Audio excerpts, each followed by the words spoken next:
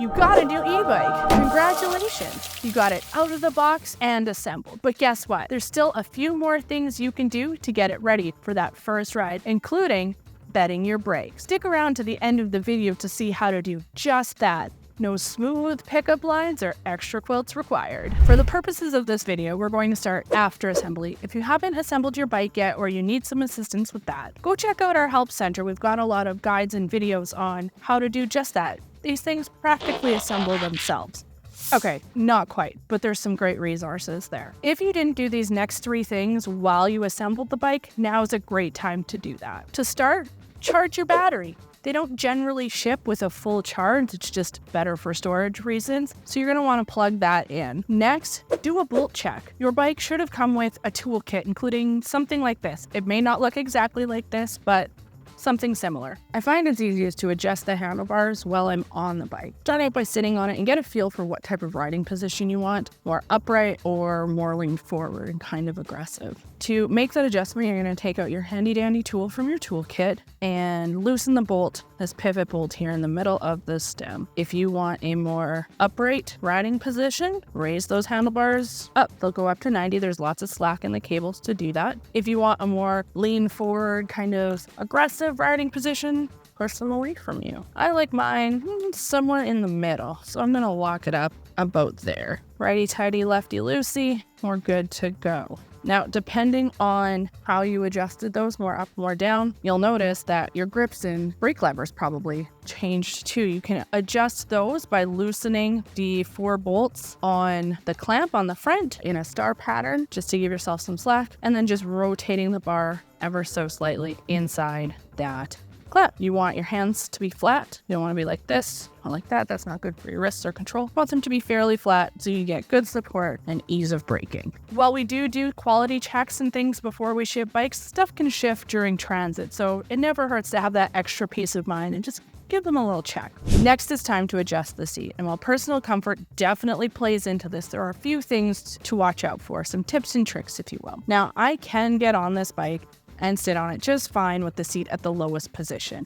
However, when I do so, my feet, are on the balls of my feet, which is good. I'm not going to get proper extension on the pedals. I'm still going to have too much bend in my knee. Now, we never want our knees to lock out. We do want a slight bend just so that we can get, full stroke, proper power through our pedal strokes. So for me, I'm going to raise this seat inch and a half, give or take.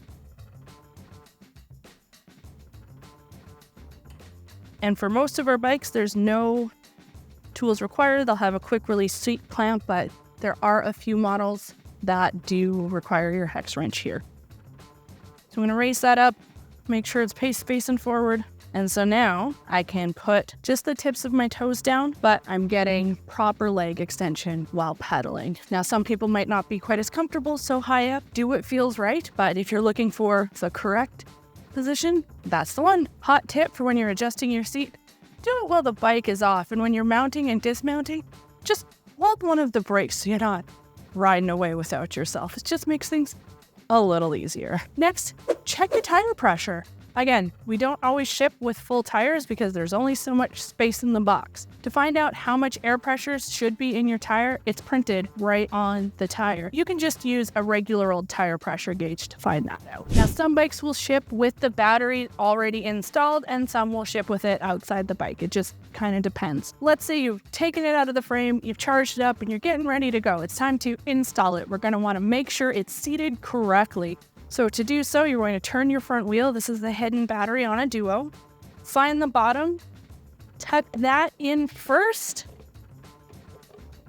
and hinge it up. You're going to turn the lock and make sure it's secure. You can even check that little lever there to make sure it doesn't slip out.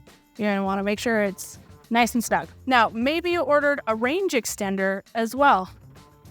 It's going to come with a funky little plate, and sometimes it's going to come like this with the plate just on the battery already. So you're going to slide that off, install it down here on these 4 pegs. That's exactly what they're for. And then once this is installed, line it up with the teeth on the bottom, and it just slides right on and off. Once that's there, you're ready to rock and roll. All right, your batteries are charged and installed. it's time to power up your bike. So depending on your display, your power button might be in a couple different spots, but you're just gonna hold it down until the display engages. And there we go. And now is a great time to check your lights. Now for most displays, you just hold down the plus sign button to turn on your headlight or to turn it off, but double check your display manual on our help center just to be sure. You can also check your tail light now. Not all of our bikes come with a wired in tail light, so check the description on the website to see, but just by pulling the brakes, you'll engage that little red light in the back. If you have your headlight already turned on, your tail light will come on and get brighter when you brake. All right, this is our second to last check before we head outside to bed those brakes. It's called a kickstand test. It's something you may be asked to do should you ever need diagnostic assistance from our tech support team. All you're going to do is lean that bike up on its kickstand. Very important that that rear wheel is off the ground. With it in pedal assist 1, you're just going to feather that throttle, make sure that rear wheel engages and that your brakes do indeed stop it. It's time to talk bedding in brakes, just like I mentioned at the top of this video. Now, the act of bedding in your brakes is getting the rotors and pads ready to work together to avoid squeaks and squeals and all that unpleasantness, just so that they've got the best longevity and braking power for your rides. And like I mentioned, when we bed brakes, there's no extra quilts or cheesy pickup lines required. Hey baby, you pedal here often? You give me big disc energy. Is that a juggernaut between your legs, or are you just happy to see me? Are you a stunner in the streets and a juggernaut in the sheets? Now, the process of bedding in brakes is you're going to want to speed up and then feather your brakes one at a time to slow down, speed up, slow down. Single brake, do front brake, do back brake, do both brakes at once. Auto rotation, don't slam on them and come to a full stop. That's going to overglaze one spot on your brakes and could result in chattering and just some long-term brake issues. So slow down, speed up, one brake, the other brake, then the same with both brakes. You should be good to go. You've charged your battery, you've checked the bolts, the tire pressure, and you've installed that battery, checked your lights, and done a kickstand test. You've even bedded in your brakes. You are ready to take your first ride. Check out our other videos for tips on taking that first ride, and I'll see you next time.